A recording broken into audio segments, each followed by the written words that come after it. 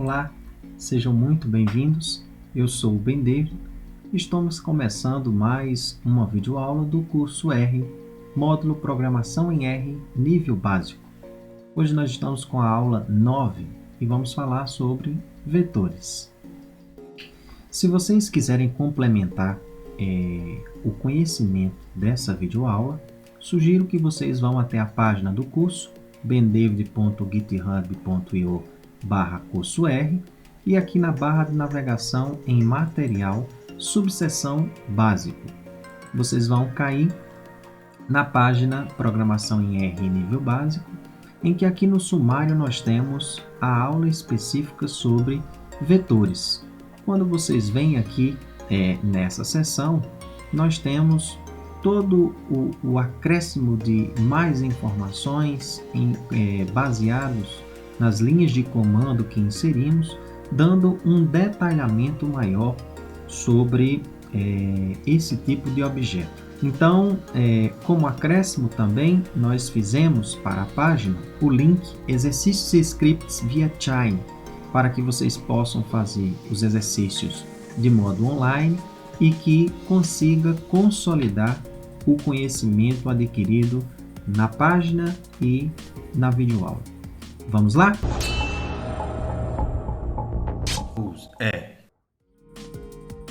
Como falado anteriormente, nós fizemos uma introdução sobre objetos e especificamente falamos sobre os objetos que armazenam dados para as nossas análises e que hoje iniciaremos o objeto tipo vetor, que é a estrutura mais simples de armazenamento de um conjunto de dados.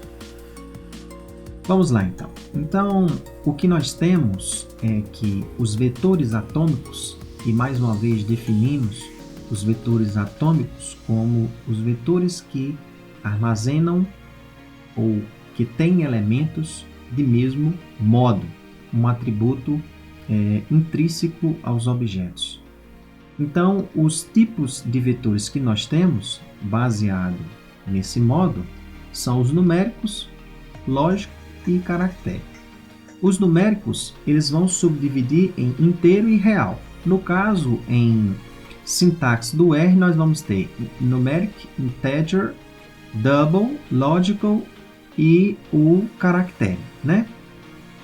Existem dois raros, que são os complexos e os brutos, que para essa videoaula nós não iremos comentar devido à sua utilização.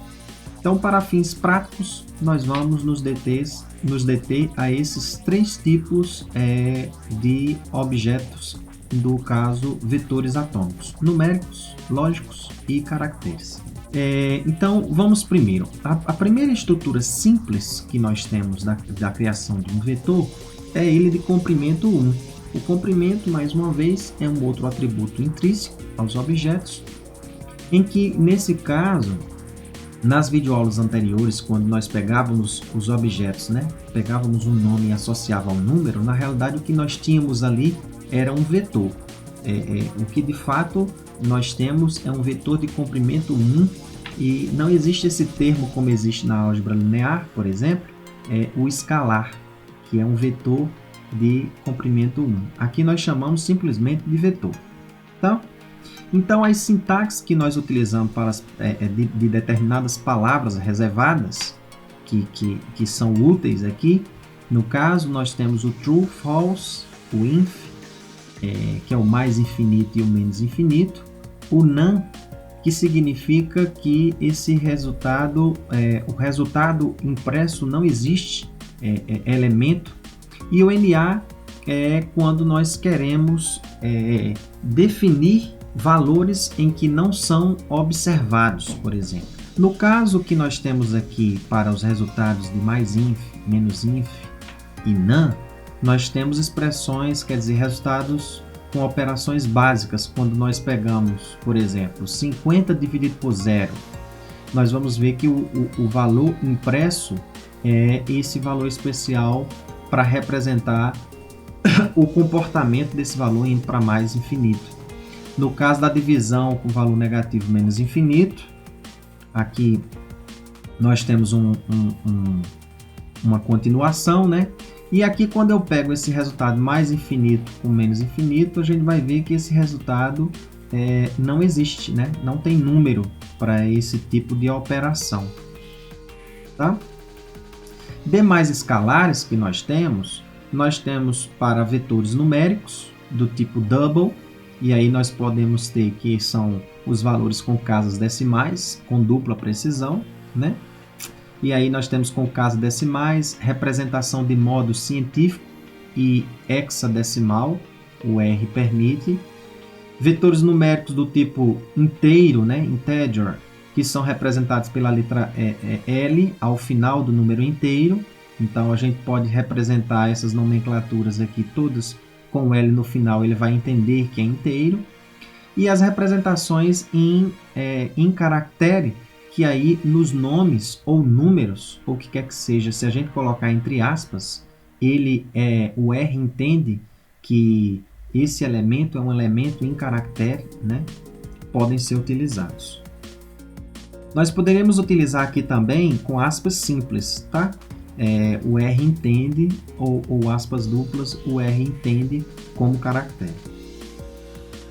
Bem, para vetores longos, nós vamos utilizar aqui a função mais utilizada, essa concatenar, que é esse Czinho com a abertura de parênteses, fechamento, né? Então, aqui dentro, nós vamos colocar de modo sequenciado, separado por vírgula, os elementos que nós queremos adicionar ao vetor. Ou a gente pode usar valores sequenciais, tem funções específicas, né? Por exemplo, eu quero ter um vetor com elementos de 1 a 10. Ao invés de eu digitar 1, 2, 3, a gente pode usar essas funções aqui que nos dá vetores com valores sequenciais, ou a função sec ou a função rep, né? Lá em funções, na aula de funções, nós iremos detalhar um pouco mais sobre esses tipos de funções. Aqui a ideia é nós entendermos a estrutura básica e a criação básica de um vetor atômico, né? Então aqui o que é que nós temos? Eu criei aqui esse vetor com a função concatenar, e aqui eu imprimo esse valor e vejo o modo desse objeto, desse vetor. Perceba que eles todos têm modo double.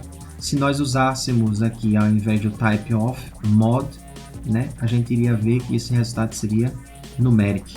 Agora veja que aqui nós temos uma outra forma de representação de valores sequenciados, que é por esse operador binário aqui, que é os dois pontos, em que aqui eu ponho o primeiro operando e aqui o segundo operando entre o operador. E significa que eu tenho o valor mínimo da sequência e o valor máximo da sequência. Então ele vai colocar do mesmo jeito, de 1 a 5. Só que quando eu imprimo, perceba, o modo do objeto usando essa função é inteiro. E essa função aqui, concatenar, é double, é com dupla precisão. Na prática significa que se você está usando uma sequência, é mais eficiente você utilizar essa do que a função concatenar, porque o armazenamento de dados, nesse caso, se for inteiro, claro, né? Usando essa função é menor, né?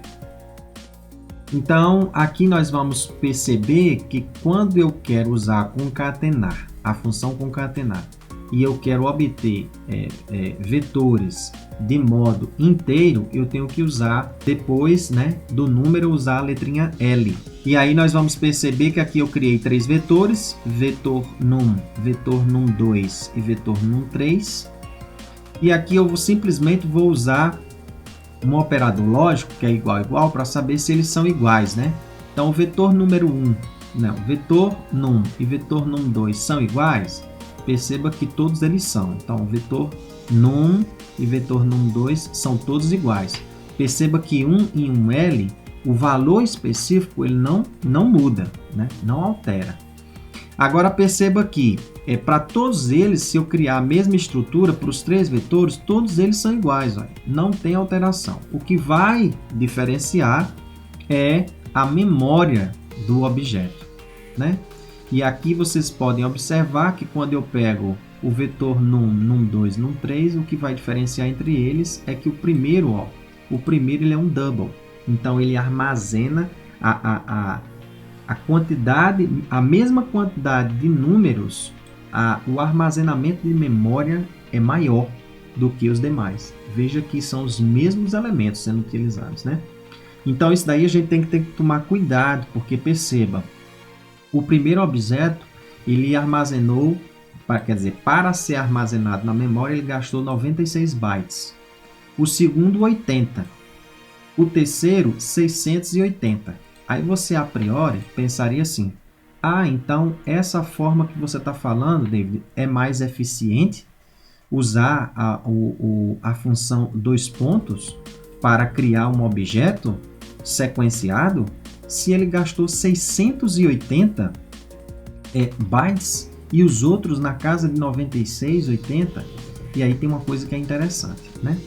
Esse operador aqui, dois pontos, ele tem um sistema de criação inteligente, eficiente, vamos pensar assim, que ele, quando armazena na memória do computador, no ambiente R, ele só armazena o primeiro e o último valor.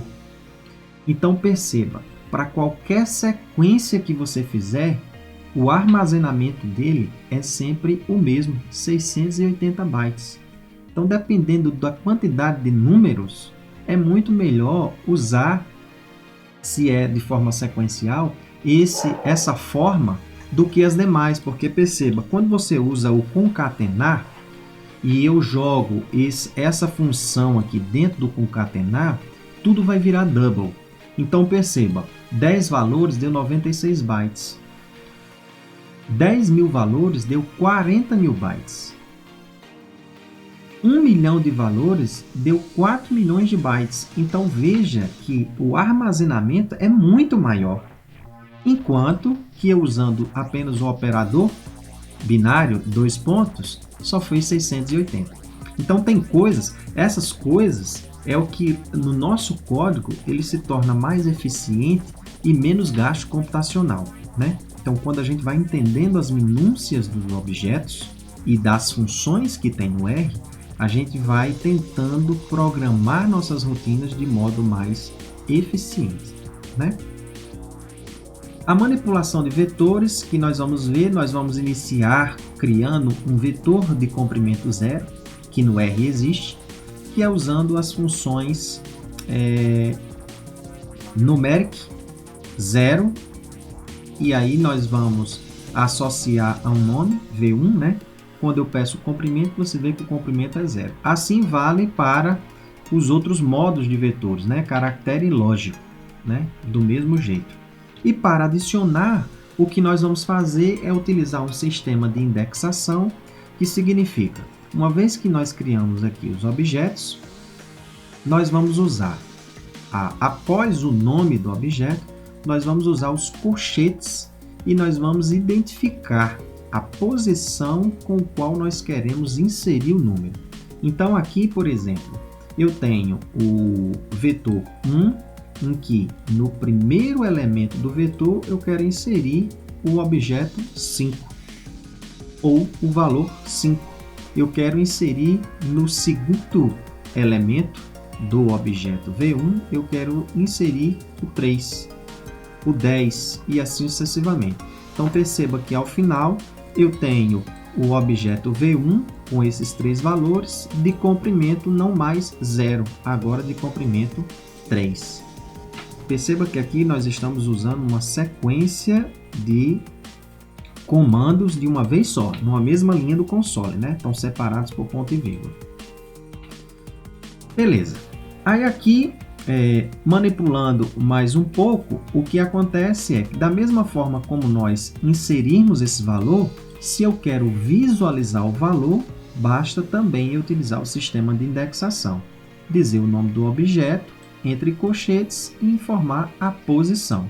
Diferentemente de outras linguagens, a indexação na linguagem R, ela inicia pelo indexador 1. Por exemplo, na linguagem C, o indexador se inicia pelo valor 0. Então, se eu tenho, por exemplo, um vetor de comprimento 5, os valores vão ser indexados de 0 a 4. No R, não. No R vai ficar de 1 a 5. Né? Beleza. Uma outra forma também de imprimir os valores, eu posso estar interessado em imprimir não um, né, mas uma sequência. Aí o que é que a gente pode fazer? Dentro do colchete, nós podemos utilizar aquele operador binário sequencial e dizer, ó, eu quero o que imprima os valores de 2 a 3 do conjunto de valores. Ou então usar a função concatenar, né? Então eu quero a sequência dos valores 2 e 3. Aqui, por exemplo, poderia me dar o recurso de eu escolher apenas os valores na posição 1 e 3, e aí ele imprimiria só 1 e 3. Então aqui são duas formas distintas e aí depende da sua necessidade. Agora pensando em outros tipos de manipulação, né? Pequenas manipulações, nós vamos falar da aritmética, né? Então eu posso pegar dois vetores de comprimento 1 e realizar operações com esses símbolos aqui, que na realidade são os operadores binários, né? Então aqui eu tenho dois operandos e na realidade a soma e a subtração são operadores unários que a gente chama, que aqui eu posso entrar apenas com o valor que ele me dá o resultado. É como se ele subentendesse que o outro operando fosse zero, né? Então, aqui somando dois vetores de comprimento 1, 2 mais 3 é igual a 5. Perceba que, por mais que eu use isso daqui, por trás desse mais é uma função. Então, perceba o segundo princípio de John Chambers, que é o que? Tudo que acontece no R é uma chamada de função. Então, esse símbolo aqui, perceba que por trás é uma função. Então, a forma básica da gente escrever uma função é você digitar o nome da função e dentro dos parênteses você colocar os argumentos. Só que como aqui é um operador binário, ou seja, representado por um símbolo específico, nós usamos essa sintaxe aqui com as aspas invertidas e usamos os parênteses. Então, veja, isso daqui é por trás a função que aqui dentro e aqui as sintaxes são apenas diferentes, mas me dá o mesmo retorno do valor 5 da soma de dois números. Né? Assim ocorre com a subtração, com a multiplicação e com a divisão. Do mesmo jeito, não tem alteração. Se você é ambientado com outras linguagens, é essa mesma forma de escrever. Né? Agora, nós poderemos também trabalhar com as operações básicas com vetores. E aqui é onde eu quero chamar a atenção para vocês. Às vezes, isso aqui, essas operações, elas não seguem as mesmas operações da álgebra linear, né? Então, quando nós vamos somar, sempre ele pega de elemento a elemento. Então, por exemplo, a soma de vetor de mesmo comprimento, de tamanho 3. Eu pego o 4 mais 1 dá 5, o 5 mais 2 dá 7 e o 6 mais 3 dá 9. Assim eu faço para os demais. Aqui eu pus subtração, esqueci de pôr o menos, né? Mas aqui é a mesma coisa. A multiplicação, do mesmo jeito. Não segue os padrões básicos esqueçam lá. Aqui no caso nós estamos pegando elemento a elemento, na mesma posição. Então 4 vezes 1, 5 vezes 2 e 6 vezes 3. Na divisão do mesmo jeito, né? 4 dividido por 1, 5 dividido por 2 e 6 dividido por 3.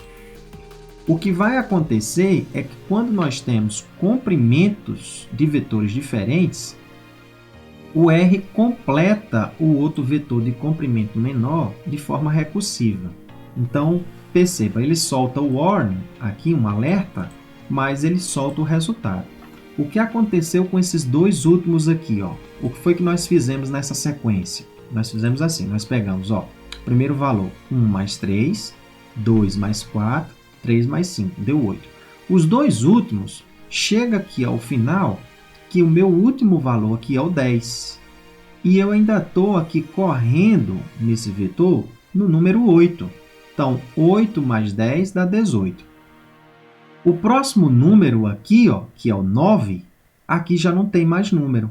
Aí o que aqui o R faz de forma recursiva, ele completa com os primeiros valores na sequência desse vetor. Então ele volta para o número 3, a conta. Então fica 9 mais 3, 12. O próximo da sequência é o 4. Aí ele pega o último valor daqui, que é o 10, e soma mais 4, que dá 14. Então o R completa de forma recursiva quando os vetores não têm mesmo comprimento, né? Que teoricamente na álgebra de matrizes seria um problema, né? Bem, as outras operações que nós temos aqui, como exponenciação, usando sempre a mesma lógica do operador binário, né?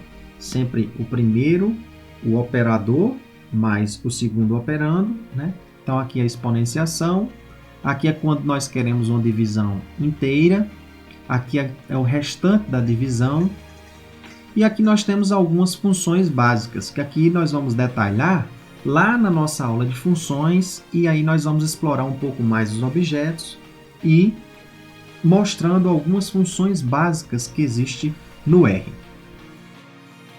Como também nós criarmos as nossas próprias funções. Então aqui nós temos a soma de um conjunto de elementos no vetor, né? O produtório, raiz quadrada, logaritmo neperiano, exponencial e aqui outras medidas na área da estatística.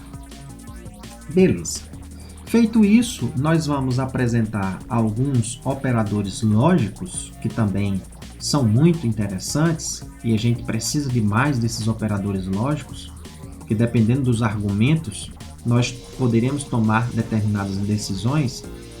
E o operador lógico nada mais é do que esses símbolos que a gente aplica uma condição e essa condição ela vai me dar um retorno, né? Ou ela me retorna true ou false a condição.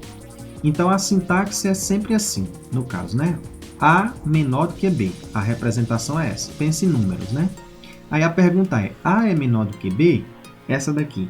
A é maior do que B? A é exatamente igual a B? A exclamação ela é interessante, ela não só é utilizada para igual, não. Você pode utilizar essa exclamação no booleano também, que nós vamos ver mais à frente. Que significa, quando você põe exclamação, é você negar a determinada operação. Então, se aqui é igual, na realidade, quando eu ponho a exclamação, eu digo A é diferente de B. E aí eu ponho esse exemplo do passo seguinte, só para vocês entenderem quando eu for no operador booleano.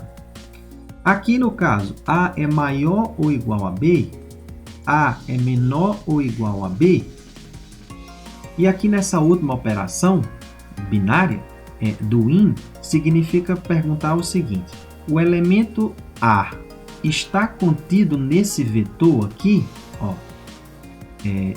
CABC, né? Ele vai me retornar true ou false. Nesse caso aqui ele me retorna true porque tem um elemento caractere, né? Que é o A. Beleza. Então aqui a gente faz algumas operações. O retorno é sempre true ou false. Eu posso pegar a comparação de um elemento dentro de um vetor e aí ele vai comparando um a um, ó, e me retorna os true ou false específicos, né? Então pense que a gente tem uma sequência de valores aqui nessa condição. Eu quero saber quais os valores que são menores que 1, né? 1 é menor do que 0, é falso. 1 é menor do que 1, é falso. 1 é menor do que 3, é. Então essas condições aqui são muito interessantes, né? E aí eu posso pedir numa condição seguinte, ó, me traga só os true e me retorne o valor. Qual é o valor? Ah, é o 3. Então tem como a gente fazer isso. E a gente vai fazer isso mais à frente, né? Quando a gente for treinar funções. Esse operador aqui, no caso de igualdade, ele vai pegar elemento a elemento e vai fazer a comparação, né? 1 é igual a 3, 2 é igual a 2, 3 é igual a 1, né? Aqui no caso, eu estou perguntando, existe algum elemento dentro desse vetor que é igual a 1?